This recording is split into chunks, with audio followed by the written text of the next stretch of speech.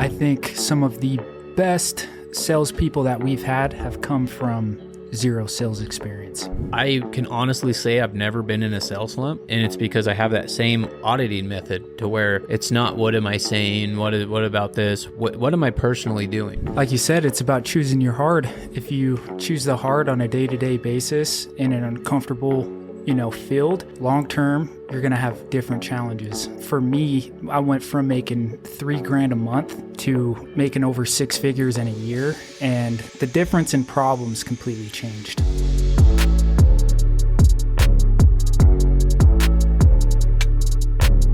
This is the Behind the Knock podcast. I'm Drake. This is Isaiah. Good morning. And this is Jared. Good morning. All right. Well, how's everybody doing? I'm doing great. How are you? I'm always good. Fantastic. Yeah. Very proper. How was the travel in? Less eventful than Isaiah's travel. Yeah. It was a quick drive, real quick, 12 hours. Yeah. Nice quick 12 hours. Yeah. Quick, tight Cool. 12. Yeah. Yeah. I flew here. It's interesting flying into St. George Airport just because it's so small and It's nice. you deplane outside and stuff. It was kind of cool when we deplaned in Galapagos a couple weeks ago. They deplaned from the front and back at the same time. Wow. Yeah, it was efficient. But It was Proficient. we were dead middle. So you're it didn't matter either way. We were last. Funny. It was funny. But yeah, so we are on the first official podcast for Behind the Knock, where we have all three. We have the godhead of Proficient Windows on the first official podcast together. So I'd like to welcome you guys and thank you guys for making the trip. So we have us three, and then we also have our producer on the show at the current moment, which is Blake with Blueform Media.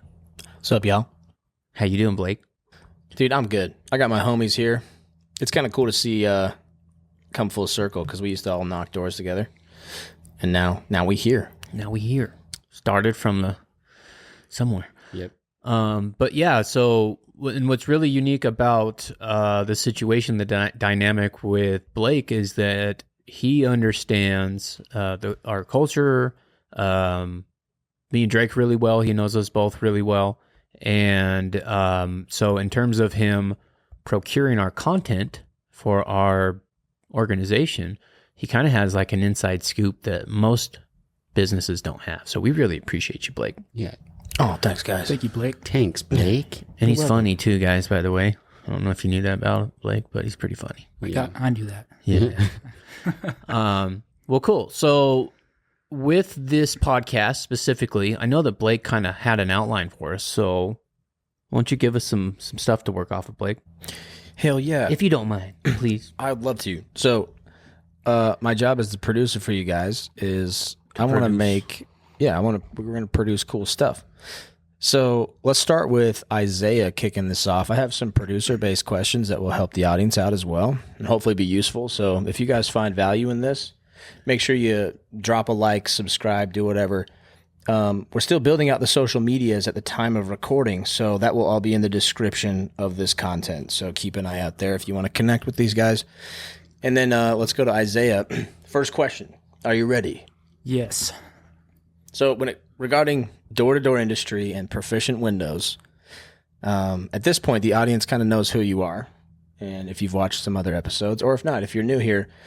But tell us, this is a group discussion. We'll just start with Isaiah. Do you need a sales background to start at Proficient Windows? Absolutely not.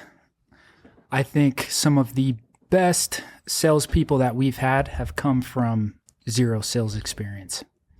I think 2 of the 3 people at this table didn't have any prior sales experience to coming into Windows. Am I correct? Very true. Yeah. Correct. Yes. Yep. Do you have sales experience? Yeah. Oh yeah. You did cold calling, huh? never cold. Oh, I actually did cold calling. I did a debt collection for a couple months. That was interesting. Ooh, Yeah, ouch. 500 phone calls a day, boy. Ouch. Yeah, you down. No, I did inbound sales for a couple years, and then I also did sold like cameras and surround sound systems and things like that for like another 5 years, something like that. So all in all, I have like 11, 12 years, something like that. Yeah. Yeah. Yeah, Good I amount. would honestly say that the best people that we get come from blue collar. Yep. Best people. Yep. A lot of work ethic. Yeah, a lot of blue collar, because I think we talked about it before, where it's like, I don't necessarily have to like push a wheelbarrow. If I said, it's kind of said that weird. Wheelbarrow. Is that how you say it? Wheelbarrow, yeah. Yeah, I don't say that word very, very often, but it's not like you have to push a wheelbarrow from door to door. You just literally have to walk. You can even cut across the grass if you want, So Don't do that though. well, you sometimes, Yeah. but yeah. So it's cool. So, but yeah, you don't necessarily need sales experience. Blue collar helps. If you have like restaurant, I've seen people have success coming from like a restaurant experience. Yeah. Just because have you ever worked in a restaurant? My first job, I worked at In-N-Out. Oh yeah, If you want to classify that as a restaurant. I'd say so. Yeah. And then I know you've worked at restaurants before. Yeah, quite a few. Never.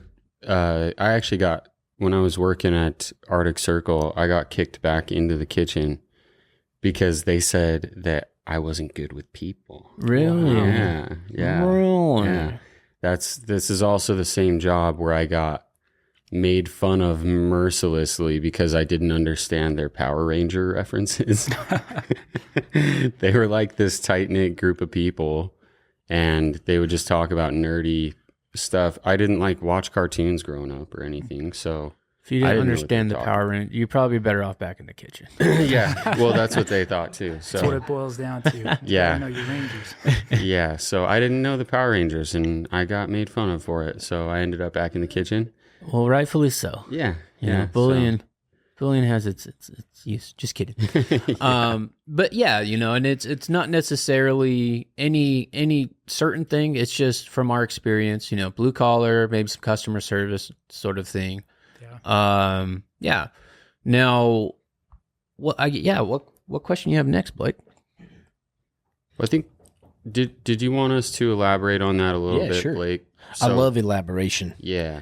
Collaboration and elaboration are the name of the game. But yeah, Drake, if you want to elaborate, man, like, why did someone not need sales experience? Well, I think honestly, I think it's better not to have sales experience. My personal opinion is that when people come in with sales experience, a lot of times they're stuck in that, and they're like, well, this is how I've done it forever and ever, and I know better.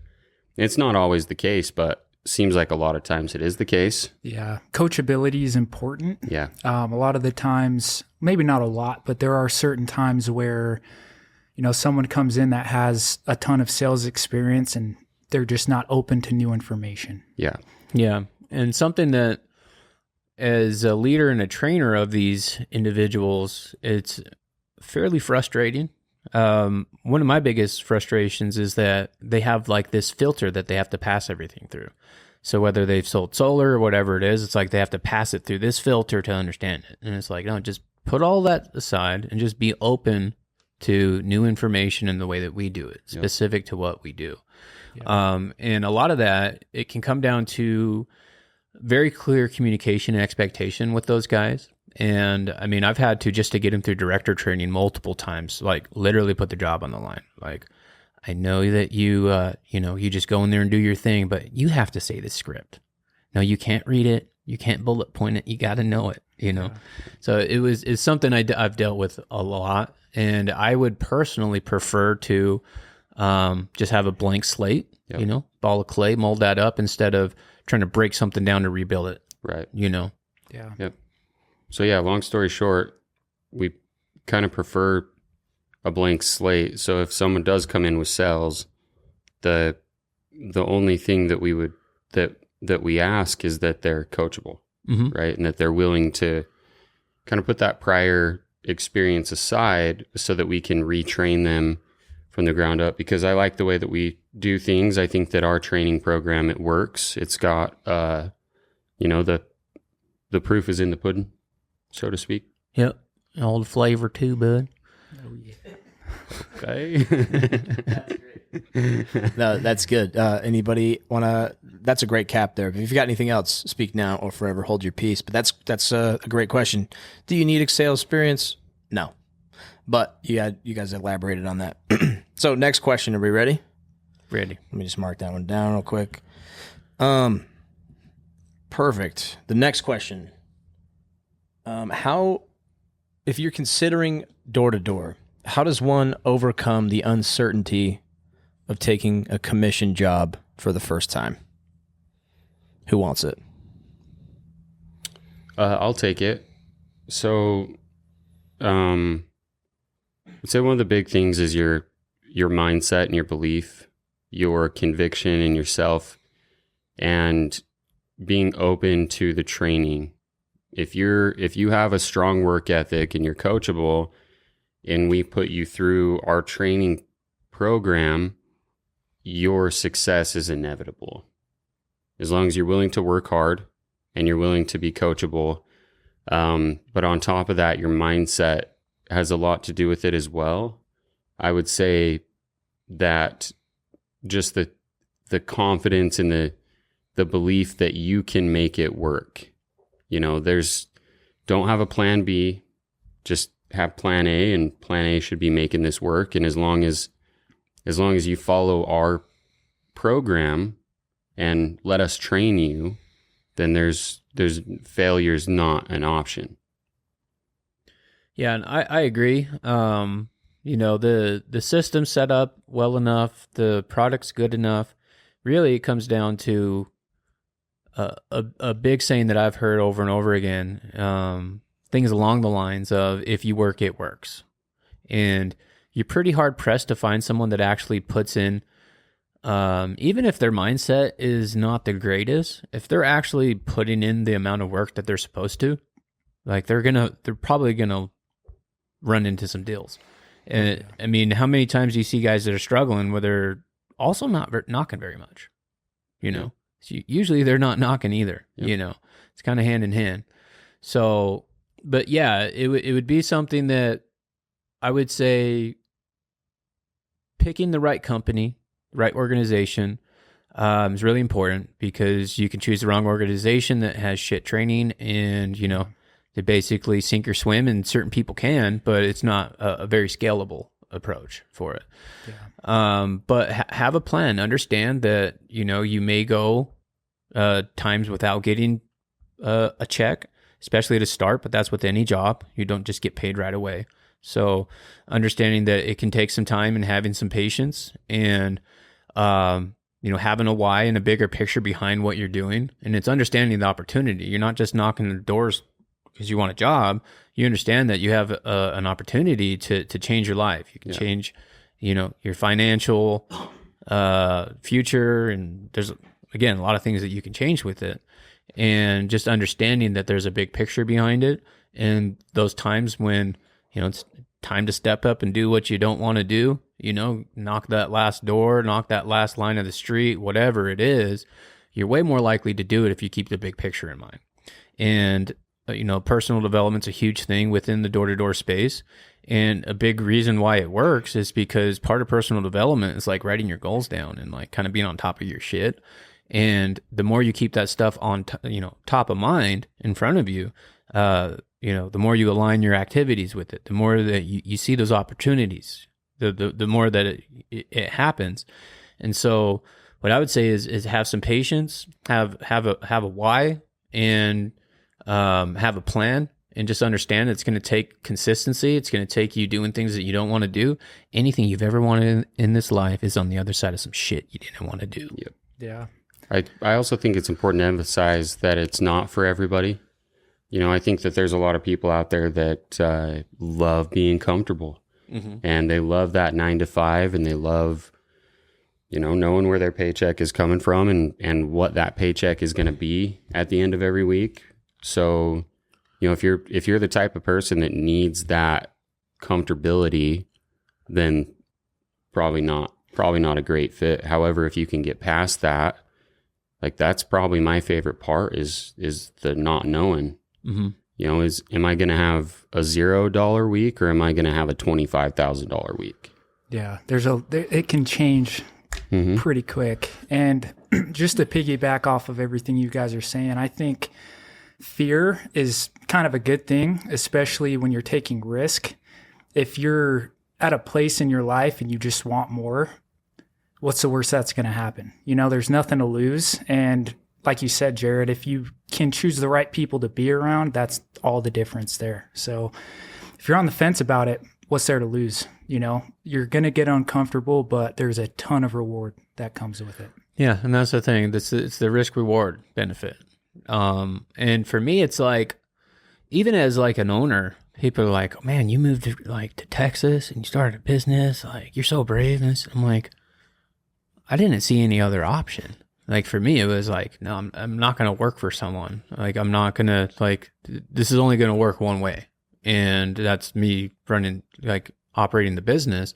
And so for me, it's like, I don't see it as risky. I see it as like the only option, because that's where the life that I want's on the other side of it, you know? Yeah.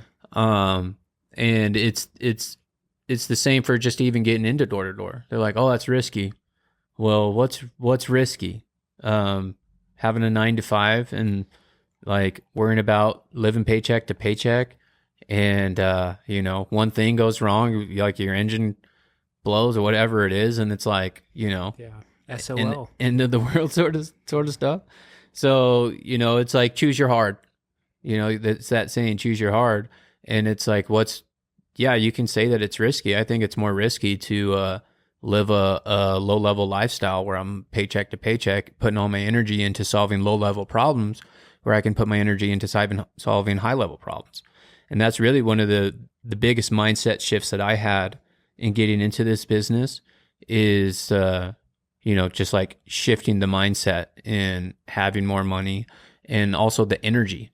I used to spend so much time, and this is something I work with my wife on a lot, because she's, you know, she's from Ecuador, she's from South America, and, you know, she's very conservative with money. You know, she's getting more relaxed, I would say. But yeah, she's very like super conservative with it, and she worries about it all the time. And it's like certain points in the business, there's been times where it's like been pretty big, like worry, you know, like starting up or whatever it is. And I'm just like, oh, it's going to be okay. It's going to be okay. Like, no, I'll put my energy into figuring out how to make the money instead of putting energy and worrying about not having the money. And I used to put so much energy into figuring out how to like pay my bills and all this stuff, like low level problems of like all this energy, and then really shifted the energy to just making money, not worrying about paying bills, just shift the energy to making money. And then I stopped having problems with bills. Yep. You know? Yeah. Do you want to be worried about how are you going to pay your bills, or do you want your worry to be more, how am I going to mitigate taxes? Yeah. Because it comes with its own set of problems, but in my opinion, those are good problems to have.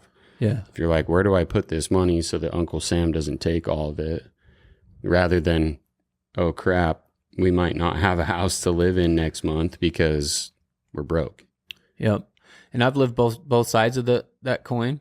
And or having 3 kids, it's like back in the day, tax season, you look forward to it. It's like, file my taxes immediately, February. Mm-hmm. I'm getting that stuff, you know, because you get a big tax return. Well, that changes when your money changes. But again, I'd much rather have a big tax bill at the end of the year and not like get like, you know, be ghetto rich for a month or whatever it is. You know, I'd much rather have like worry about paying a big tax bill at the end of the year than, you know, getting a big old check that I'm just going to live rich for a month. And then, you know, it's back to paycheck to paycheck. It wasn't even paycheck to paycheck. It was like negative check. I would have to get payday loans, or I would pay for groceries on a Wednesday with a check because it didn't they didn't take it out of my account until Friday when my check from work was deposited. So I was like moving money around and like basically paying with bad checks just to buy food and using the dates to pay for stuff. So that's a lot of like creative energy into low level stuff and just keeping food on the table, where I can put that energy into like just become better at my craft and high ticket sales, So it's a mindset thing. And it's really like, when people come into this, this business or whatever, or even just door to door in general, and they hear about some of the money that's made, like they just don't believe it. It's like, it's a farce, But then when you experience that and you have those checks come into your account, you're like, well, it's not a farce. I didn't believe it. I didn't believe it when I first started, and people were like telling me the financial potential. I thought it was just like any other, I've seen so many different instances where people are like, oh, you can come join this company and make X amount of money, and it's unrealistic. Yeah, it's like 1 out of 500 or something. It's pretty rare to find something like that, but it's the only time that my expectations were exceeded when it came to the finances. When I first started in this industry, it's like, I'll be happy if I can make 80 grand this year. And that year I made almost $250,000.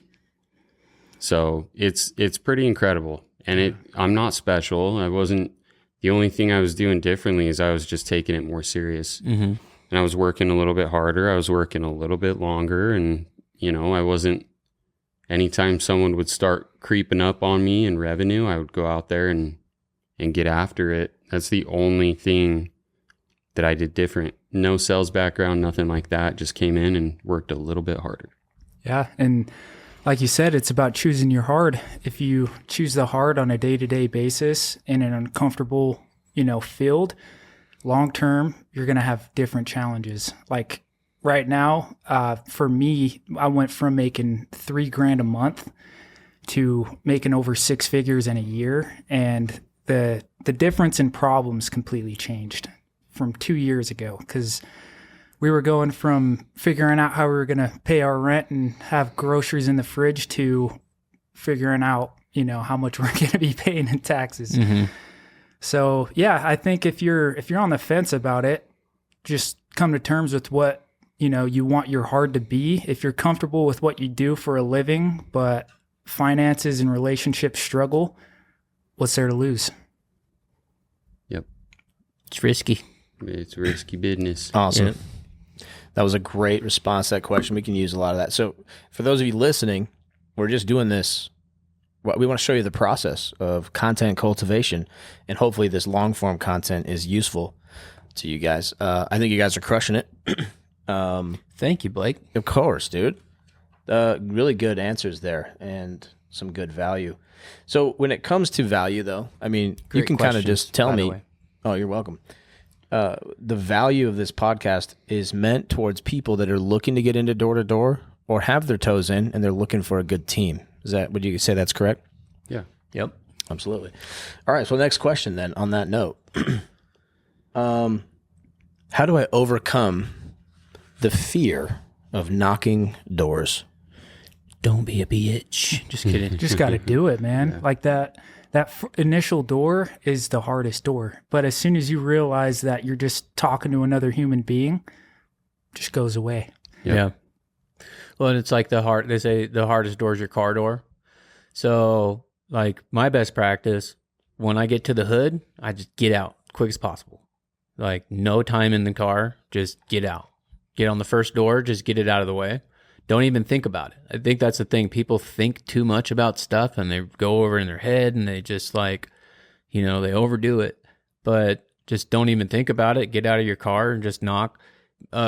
Maybe first couple doors you might be a little rusty, but then all of a sudden you just kind of get in the groove and you're good to go. Yep.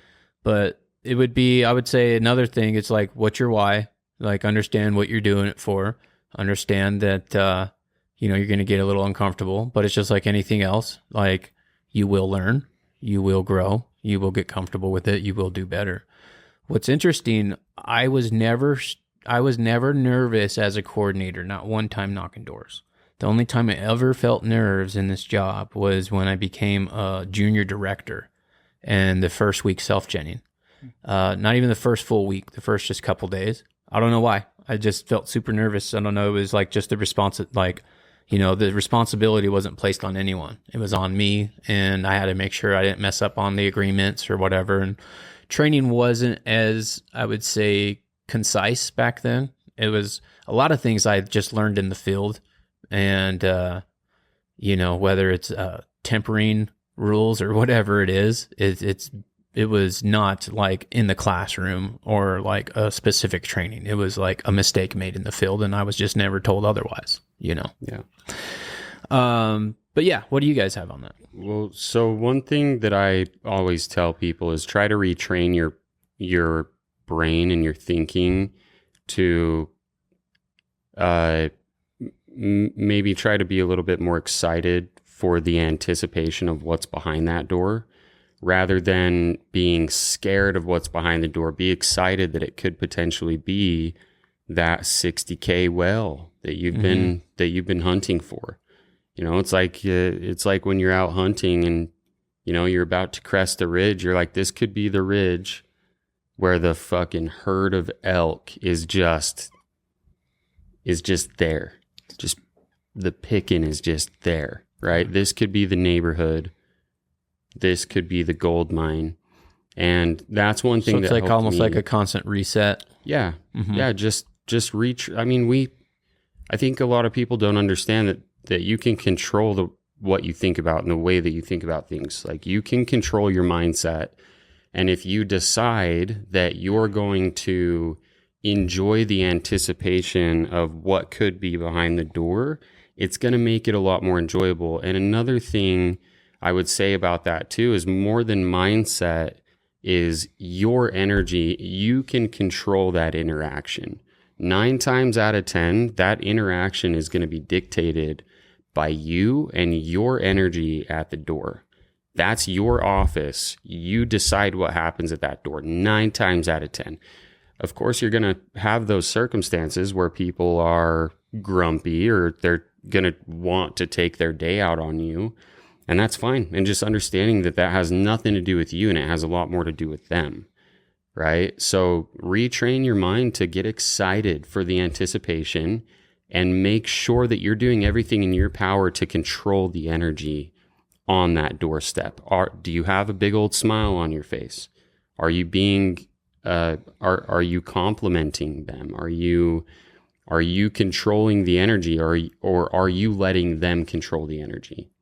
Because really, you are kind of, it can feel a little invasive. Like you are disrupting people's comfort to a level. You're knocking on their door. You're disrupting their routine or their day. And so, if you allow them to control the energy, it could go any which direction. I think that's when people get caught up in it, is like, well, I don't know how this is going to go. Yeah. I don't know how this is going to go.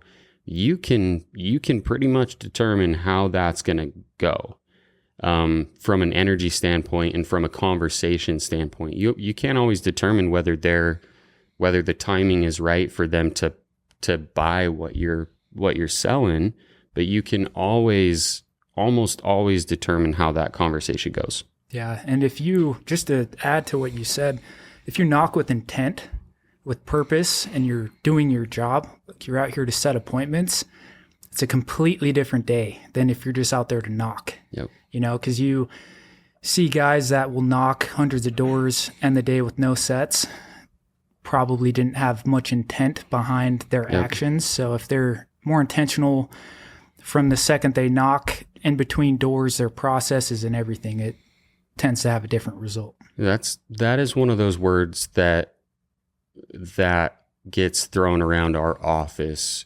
constantly, is intentional. Be intentional. That's actually a word that really Isaiah brought to our office, was intentional. Be intentional. Go out there with a purpose. Knock with a purpose. don't just knock to knock. Don't just knock to see higher numbers.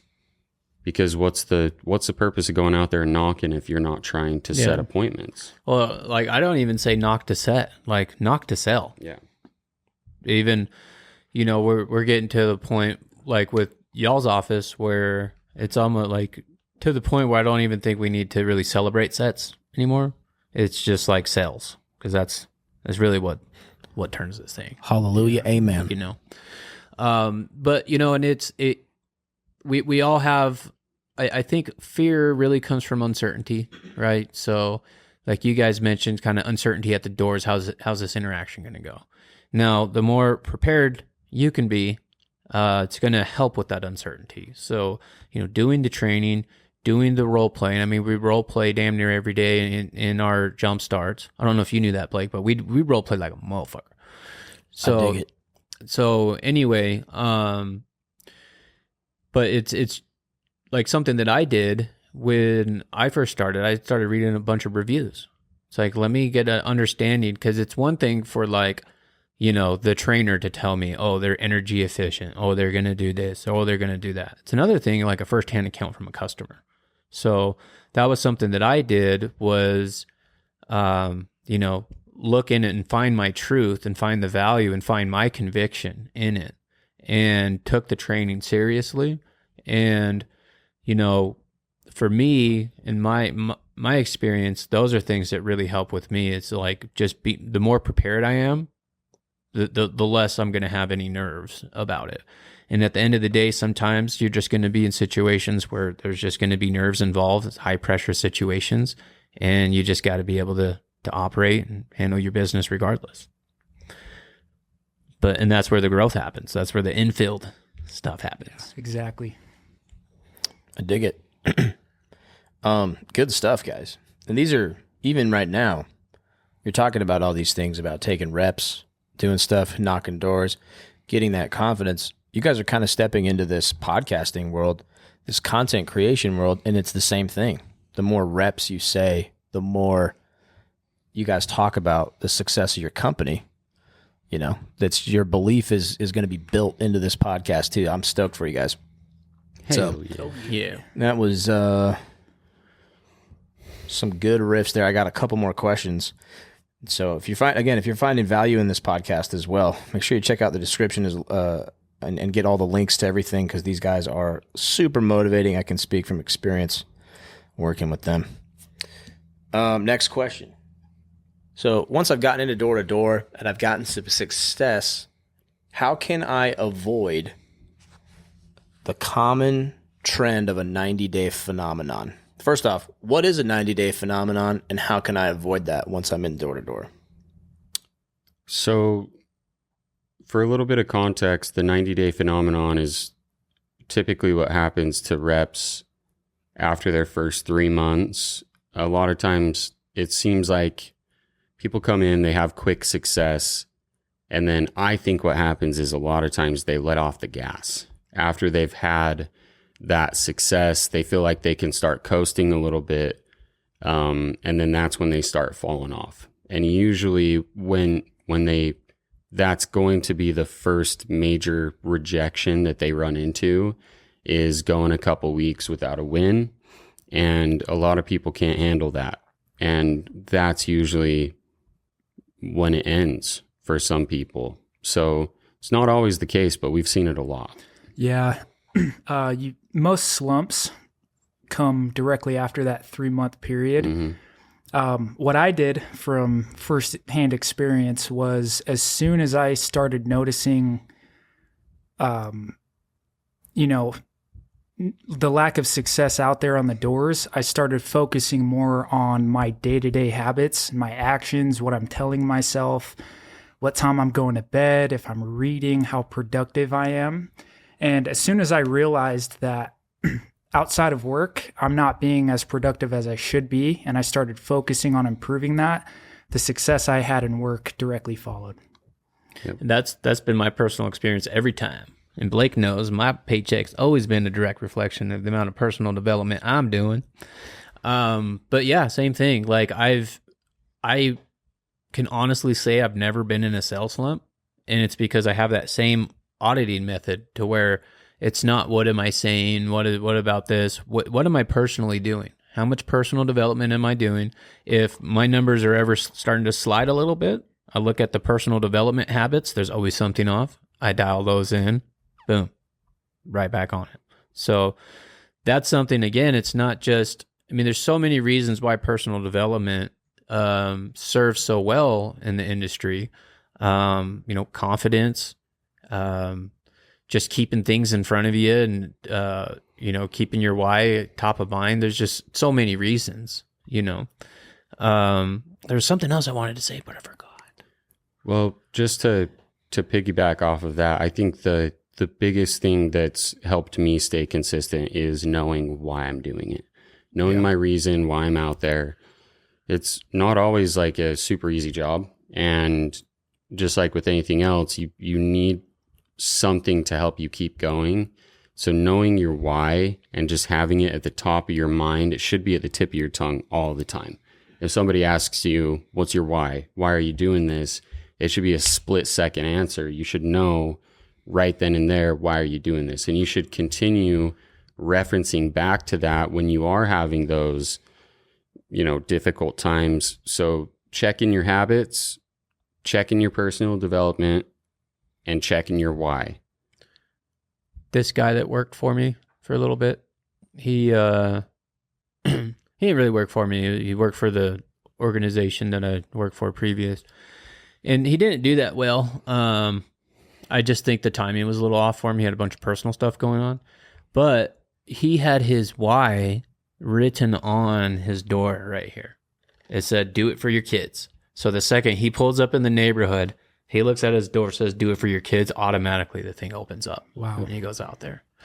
But yeah, what I had forgotten was, in my opinion, part of the reason why people will have the 90-day phenomenon. So they start out really good, for one, they have all the energy there, or the new higher fire is a term I've recently heard.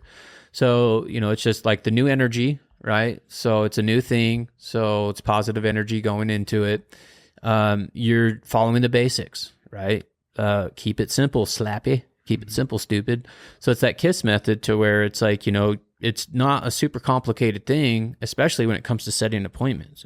It's really not. So the more closer you are to kind of baseline and, letting people know what it is that we're actually doing, the more consistency you're going to find. So,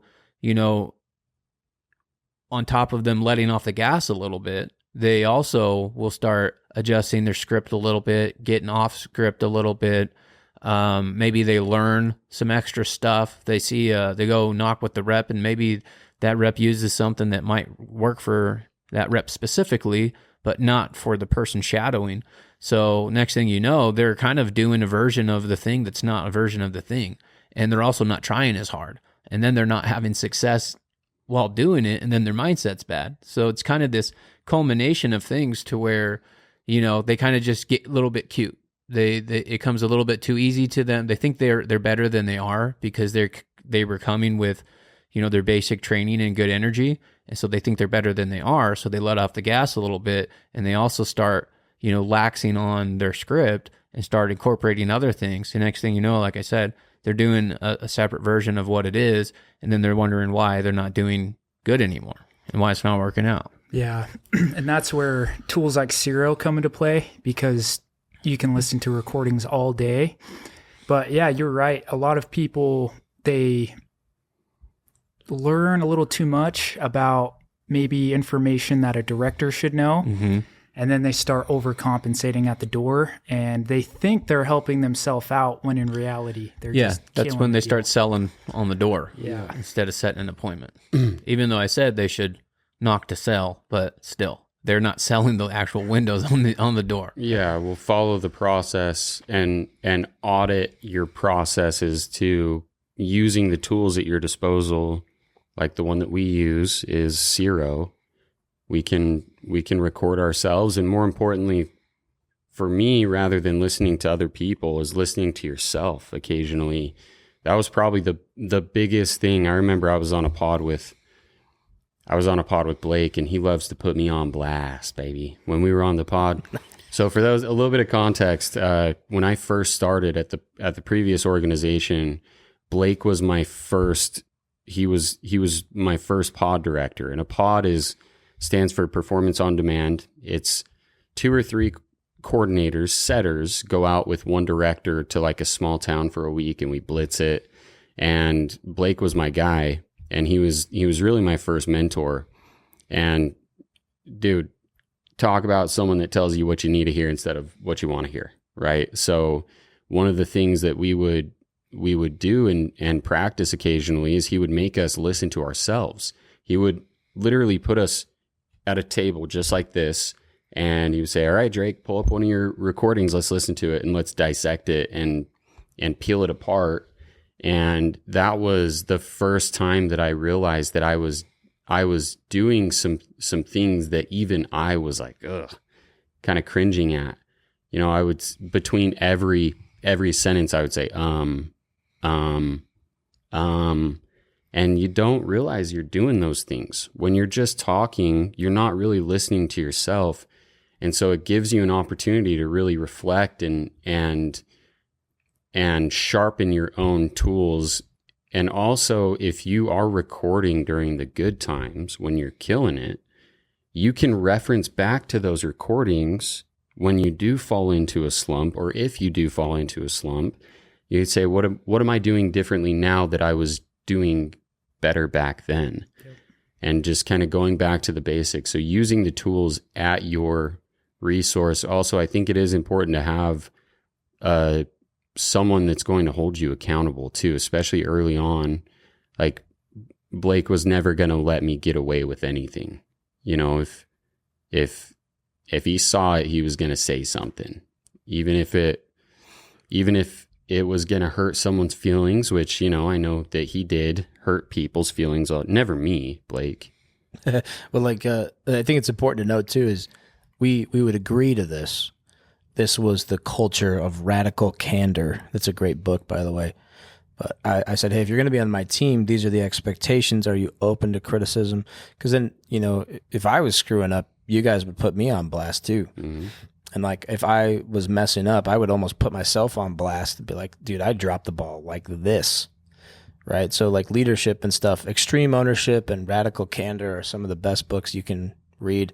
I didn't read Radical Candor till I left the sales team, but yeah, you were very open to it. Right. Yep. We had to develop a culture on our pod team for being open to criticism. And it was awesome to be able to just lay it out there for you and Ramiro and whoever else was with us. It was awesome. Yeah. And I think that's something that's important for new people coming into the industry or just door to door in general, is be open to criticism. And as long as the people around you care about you, people that really truly care about you are going to tell you what you need to hear instead of what you want to hear. Someone likes you, they tell you what you want to hear to make you feel good. If someone fucking loves you and cares about you, they're going to tell you what you need to hear in spite of how it makes you feel. So, yeah, I mean, just moral of the story, use the tools at your disposal, use your resources, and audit yourself, reference back to those, if it's recordings or if it's notes that you're taking, if it's journal entries. If you do fall into tougher times, reference back to those things, audit yourself, and make mental notes of what you were doing differently than that you're no longer doing, and make those adjustments. Be open to making adjustments and be open to the criticism, and, you know, just take action. Take it. But yeah, I've seen, we'll wrap this portion up. I've seen some of the best window salesmen in the world kind of struggle a little bit, and all they had to do is just get back on script. Really, like, if you're not selling, maybe first check to see if you're saying the right stuff. You know, stick to the script. Yeah, always. It works. It does. All right, what do we have next? Yeah, next question, and the final question for this episode is, During your guys' door-to-door career, what's been the most influential book you've read? Who wants it? That's a tough question. Can I say two? Well, when I first started in door-to-door sales, the first book I read was Relentless by Tim Grover. That book is phenomenal. It essentially talks about, in the world, there's 3 different kinds of people. You have coolers, closers, and cleaners. Cooler is the dude that just sits on the bench, doesn't really do much, just there. Closer, that's like LeBron James or Steph Curry. They can make the game-winning shot, but they're not necessarily outstanding. And then the cleaner is the person that is always there and is always prepared. That book really propelled my mindset into being a cleaner, just being that dude that is on his game all the time. And that's helped me out a lot. The second book I'd say is Think and Grow Rich by Napoleon Hill. Drake actually gave me that book, and that's completely changed my perspective on wealth. Yeah. Awesome. I would say my number one book is Atomic Habits. Blake actually got me that book when we were on the pod. We did like a little book club, and we would read. I think we were doing like 10 pages a day. We would read 10 pages. Were we doing 10 pages or a chapter? I can't remember. It's whatever we had time for. It was usually a chapter minimum. Yeah. And then we would, the next morning when we would have our little jump start, we would sit around, we would talk about it, and we would highlight certain things. So, Blake got us the book. He got us a highlighter, and then we went through that. The reason why I think that book is so important is because your habits dictate, I think that your habits dictate your success in really everything. If you have poor habits, then you're probably not going to have the success that you could have. Something that's really, really important to keep in mind is that people want to feel like they're going to be taken care of. And if you're not taking care of yourself, then how can they trust that you're going to take care of them? So good habits, taking care of yourself. And then another book that I'm currently reading, which I'm, crazy I haven't read it before, is How to Win Friends and Influence People. I think strictly from a sales perspective, it's an incredible book because it teaches you how to deal with people and how to get people to agree to your way of thinking and make it kind of feel like it's their idea, So those would be my couple books, Jared.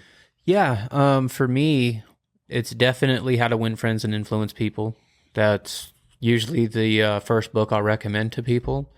For me, door to door has been more of I would say, a journey in leadership for me than anything.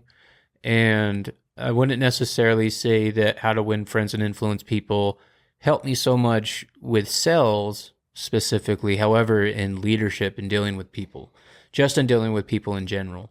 And really, that's kind of like the greatest currency that we have is relationships. And whether that's, professional, personal, whatever it is, like our relationships are everything. That's why we're in this room right now. It's based off of the relationships that we've made. So for me, again, How to Win Friends and Influence People, that's been the book I've read more than any other book. I've read it, I don't know, probably at least 5 times, probably more. The current book that I'm reading, I'm almost done with it. It's the 7 Habits of Highly Successful People, I believe, by Stephen Covey.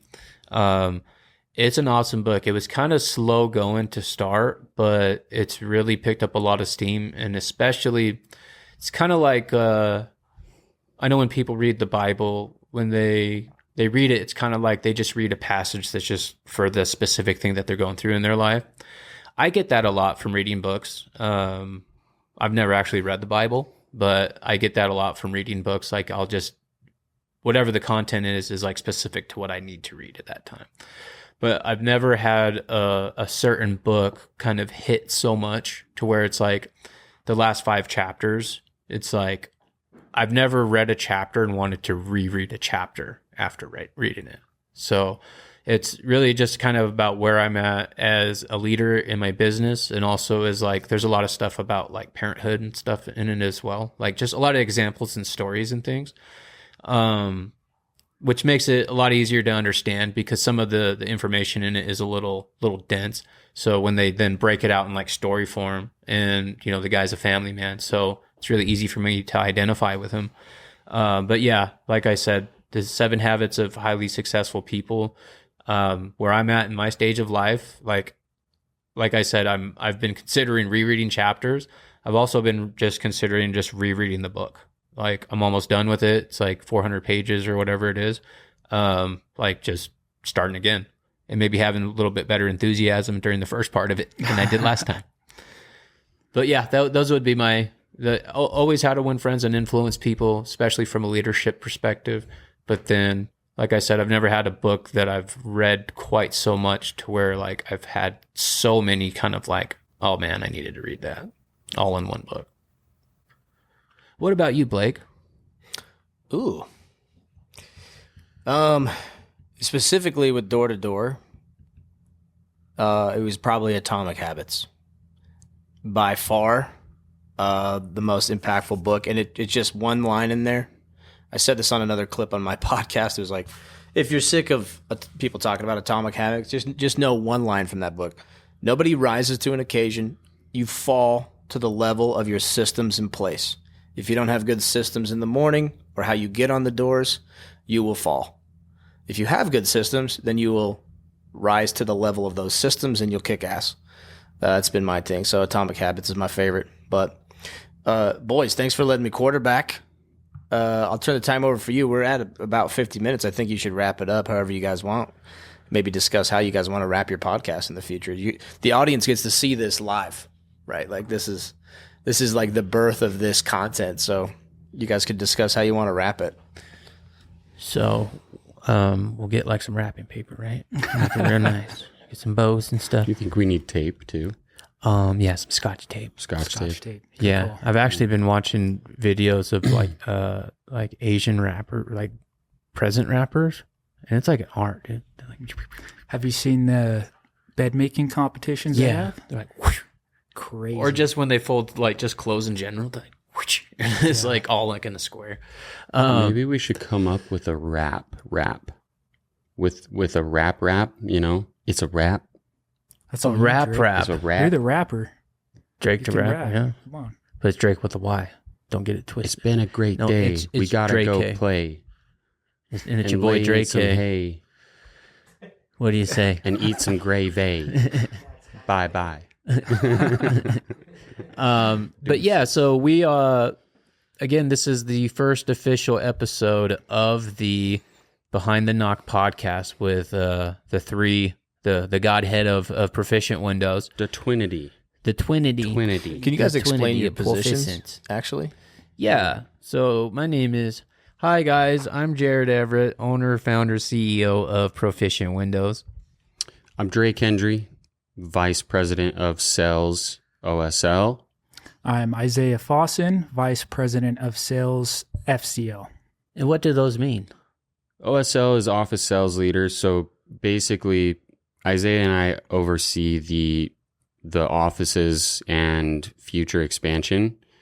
And my primary function is to kind of oversee all of the office sales leaders and make sure that there's proper training, that we have SOPs in place and playbooks for those guys. My job is to make sure that those guys have success and that the offices are running smoothly, and also that we are expanding. Yes. Yeah. And closers. A lot of kind of closer leadership. Yeah, closer leadership, making sure, because the OSL, the office sales leader, should be directly responsible for their closers. So it's my responsibility to make sure that the OSLs are taking care of their closers. So yeah, by default, that kind of puts me in charge of their success. Yep. And same thing for me, FCL is Field Coordinator Lead. So I'm directly above the future FCLs, ensuring that the coordinators are prepared and successful out in the field. Yep, because we have a, what do they call it? It's a two-touch process. What do they call it? It's a setter-closer model. Mm-hmm. Yeah, setter-closer model. So for essentially, we have a VP role for each one of the roles, essentially. So that allows us, because these guys are versatile. They can go either or in terms of, helping directors out and everything, but it's more of a specialist, like a specialty. So Drake, he can give awesome coordinator training, leadership, all of it, but he specializes a little bit more. And then Isaiah does the same thing, and that just allows those guys to flourish a little bit more because, again, the specialty's there.